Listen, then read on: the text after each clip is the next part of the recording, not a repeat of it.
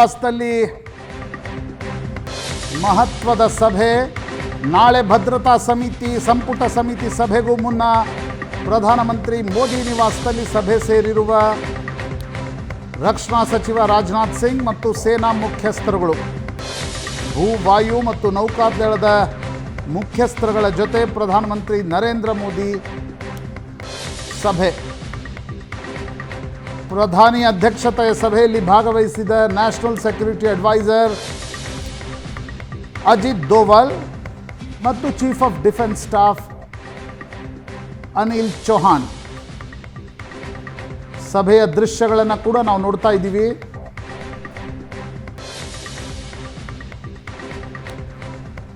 ಭೂವಾಯು ಮತ್ತು ನೌಕಾದಳದ ಮುಖ್ಯಸ್ಥರುಗಳು ಕೂಡ ಈ ಸಭೆಯಲ್ಲಿ ಭಾಗವಹಿಸಿದ್ದಾರೆ. ಭೂಸೇನಾ ಮುಖ್ಯಸ್ಥ Upendra Dwivedi, chief of defence staff Anil Chauhan,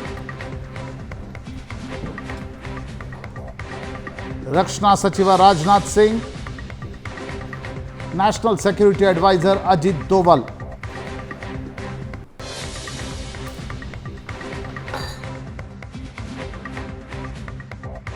ಸಭೆ ನಡೀತಾ ಇದೆ.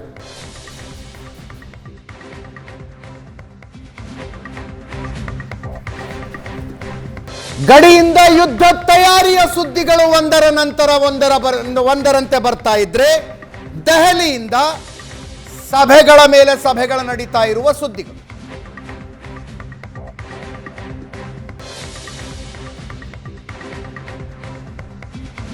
ಪಹಲ್ಗಾಮ್ ನರಮೇಧಕ್ಕೆ ಸೇಡು ತೀರಿಸಿಕೊಳ್ಳುವುದು ಹೇಗೆ?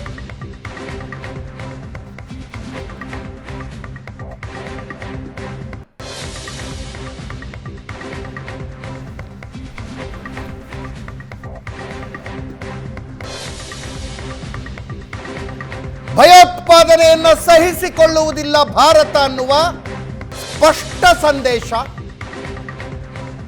ಭಾರತೀಯರಿಗೂ ಹೋಗಬೇಕು, ಪಾಕಿಸ್ತಾನಿಯರಿಗೂ ಹೋಗಬೇಕು, ಪ್ರಪಂಚಕ್ಕೂ ಗೊತ್ತಾಗಬೇಕು. ಭಾರತಕ್ಕೆ ಅತ್ಯಂತ ಕಡಿಮೆ ನಷ್ಟ ಆಗಿರಬೇಕು.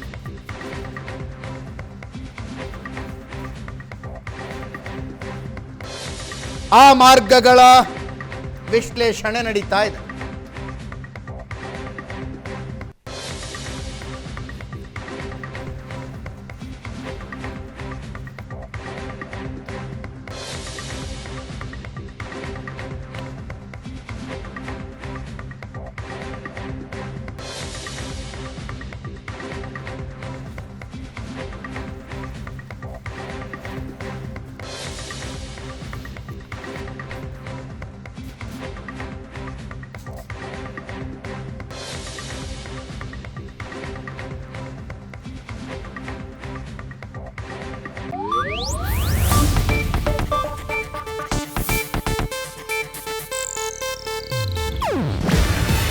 ಇದು ಏಷ್ಯಾನೆಟ್ ನ್ಯೂಸ್ ನೆಟ್ವರ್ಕ್ ಪ್ರಸ್ತುತಿ.